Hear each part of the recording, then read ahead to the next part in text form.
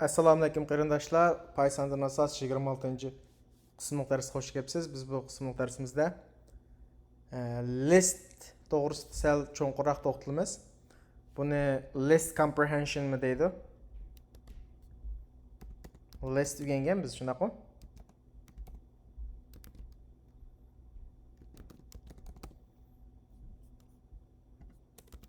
List comprehension.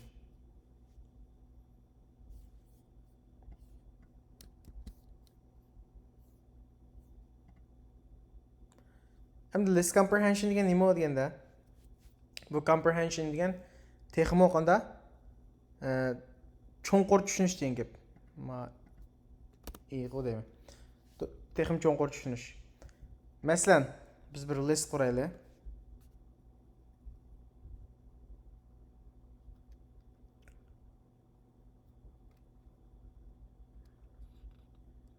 Söz bo'lsin. Bunun ichiga masalan at, kala, qo'y, biz shunday deymiz ku. At, kala, qo'y. Andin olma deb qo'y. Emlet listga qana son yazsaqmi bo'lardi-ku? Yoki boolean yazsaqmi hatta bo'laverdi. Ham biz bu yerda qanda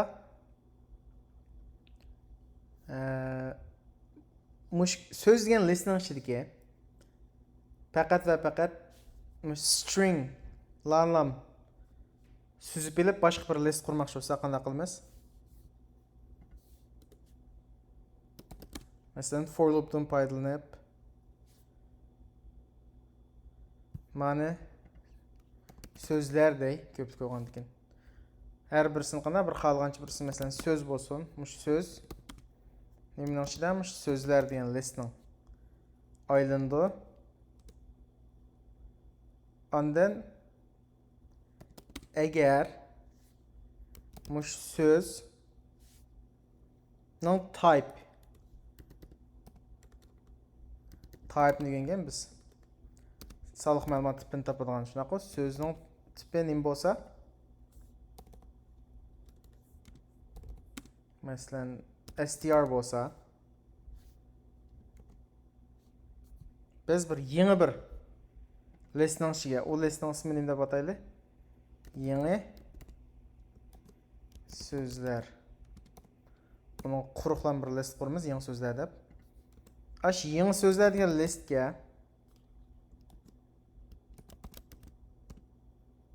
append qatımızga şu her bir yangi, yani sağlıq məlumat tipi str string olgan sözlerini qanday qilamiz? Qatımız. Endi bunu besib chiqarsak, yani şu yangi so'zlar degan listni run qildik. At, kala, qo'y olmaman. Faqat str bilan besib chiqadi degan gap. Shunaqa. Endi bu tipik, ya'ni tipik emas. An'anaviy boshqa sog'liq ma'lumot tiplarimiz for loopdan foydalanib besib chiqadi. Lekin Pythondan o'xshamaydigan yeri. Bu Python qancha oddiylik o'zining xarakteri o'g'achqa. Bu yerda list comprehensiondan foydalanib, shuni bir qurilib tugutalaydi degan gap. Hozir qancha qurma u?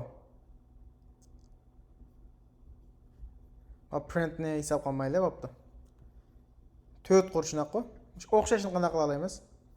Men mush hozir so'zlar degandan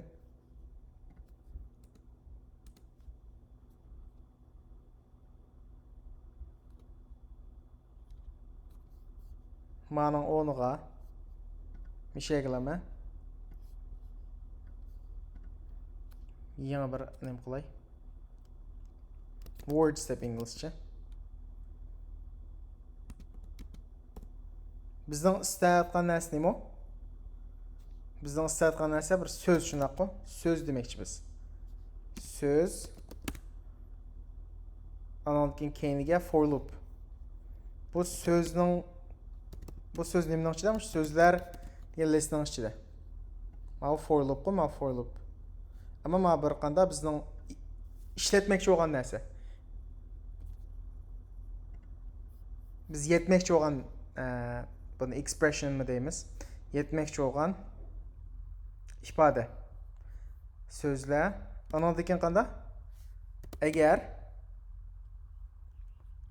şu sözninki biz yetmekçi olan qanda sözдің салық мәлімат типі неміктен olsa str'dan olsa.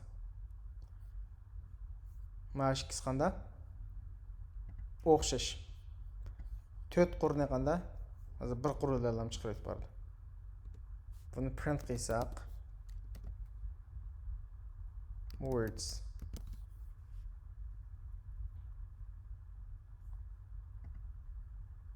O'xshashman. O'xshash chiqadi. Bu ne? Less comprehension deymiz. Less comprehension. Yana bir misol olaylik, yana bir bet qo'ysanglar. Masalan, 1dan tortib 10gacha bir sonninki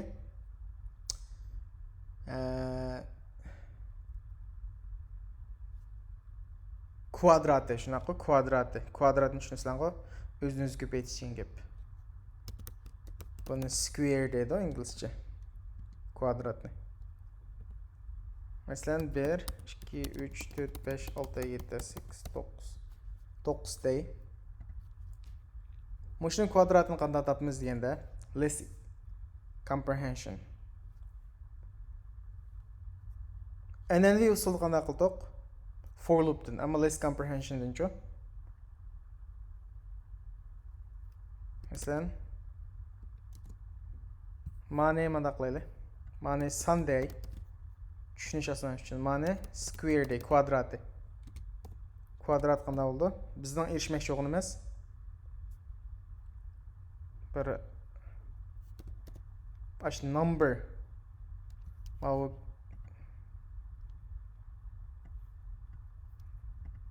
asqatay sonlar degan gap numbers degan asqasak.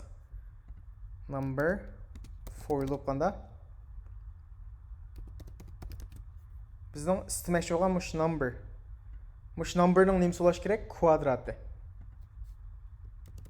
Kvadratni, ya'ni 2 ga yana bir qitim ko'payting gap, o'zingiz ko'payting gap, bu paysandiki. Mush number nimaning ichida? Numbersning ichida.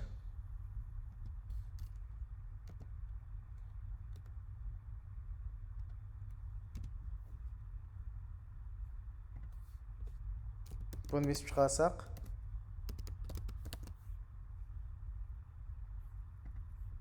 mana 1, 4, 9 kvadrati.